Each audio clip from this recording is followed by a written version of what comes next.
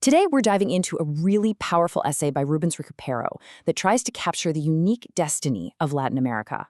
And what he argues is that its history isn't some straight line of progress, and it's not a straight line of decline either. No, it's something much, much more dramatic.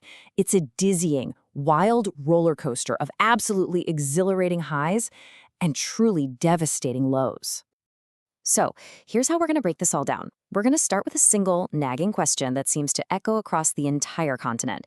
Then we'll dig into a pretty bleak prophecy from its most famous liberator.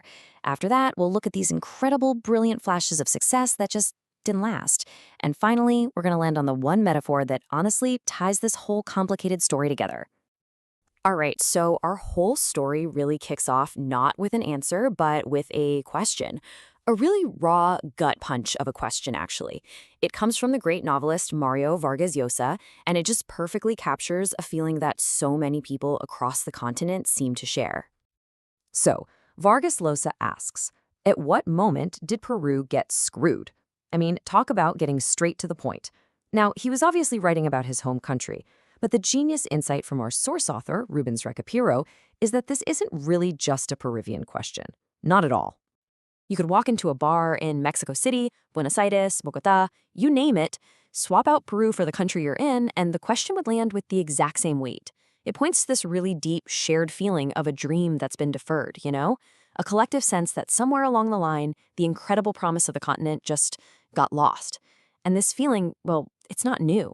It's actually rooted in a history that, as we're about to see, got started on some incredibly shaky ground right from the very beginning.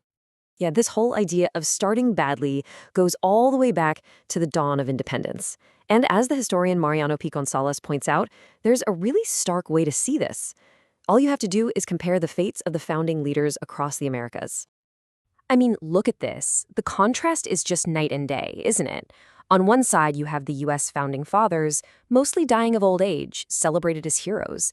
And on the other, tragedy. The great liberators of Hispanic America, the próceres, so often met violent, tragic ends. Shot, exiled, dying in prison. This dark, unstable beginning really sets the stage for a chilling prophecy from the greatest of them all, Simón Bolívar, which he wrote just a month before he died. And you have to remember the context here. This isn't just some abstract thought experiment. This is Bolívar, the great liberator himself, defeated, dying, looking back on his life's work. And what does he conclude? That America is ungovernable, that serving a revolution is like plowing the sea.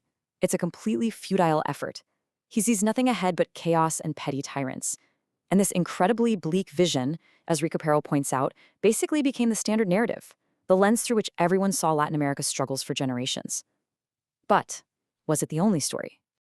Because, you see, it's not the whole story. Every now and then, these incredible, intoxicating illusions of success would bubble up. These were powerful, brilliant periods, these golden ages where it really truly seemed like Bolívar's prophecy had finally been broken and a totally new destiny was being forged. Just take a look at this timeline of so-called miracles. And these weren't small things. We're talking about Argentina becoming one of the richest countries on the entire planet, Uruguay being called the Switzerland of South America for its stability, Brazil's economy exploding in a way that just stunned the world. Venezuela was literally called Saudi Venezuela because it was so flush with oil cash. Each one of these moments felt like the moment the curse was finally broken. But, as our author points out, every single one of them shared the exact same tragic fate. Every single one. The golden age of Argentina, the Swiss stability of Uruguay, the oil wealth of Venezuela, they all came crashing down.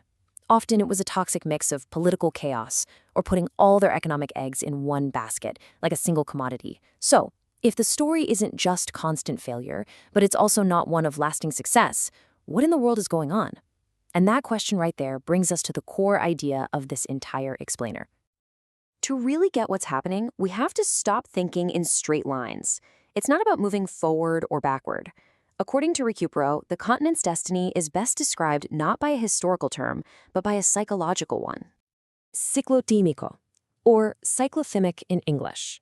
It describes a state of extreme oscillations, a pendular movement between euphoria and depression. Think about that. It's not just having good years and bad years. It's swinging wildly from one emotional pole to the other. From incredible, world-beating optimism and boom, to crushing, hopeless depression and bust. And this one idea perfectly sets up the central metaphor for the region's history. And there it is, the Latin American roller coaster. It's such a perfect image, right? It's not a journey to a destination, it's a ride. You have those slow, clicking, exhilarating climbs to the top, where everything seems possible and you can see for miles. That's the economic miracle. That's the boom. And then, that heart-stopping, stomach-lurching, dizzying plunge straight down into the void. That's the bust. And Recupero adds a pretty grim note to this. He says that lately, it feels like the climbs are getting shorter, and the time we spend in the valleys is getting longer. So this brings us full circle, right back to where we started. If the story of Latin America is this never-ending roller coaster, these massive climbs and terrifying drops, what does that mean for our original question? When did the ride actually go wrong? After looking at Believer's dark prophecy and the wreckage of all those fallen golden ages, we are right back at Vargas Llosa's question. But here's the twist.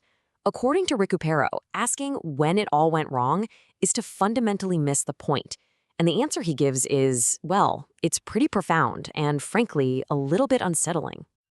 Let that sink in for a second. It doesn't make sense to ask when we got lost, because we never stop getting lost, and then finding ourselves, and then getting lost all over again.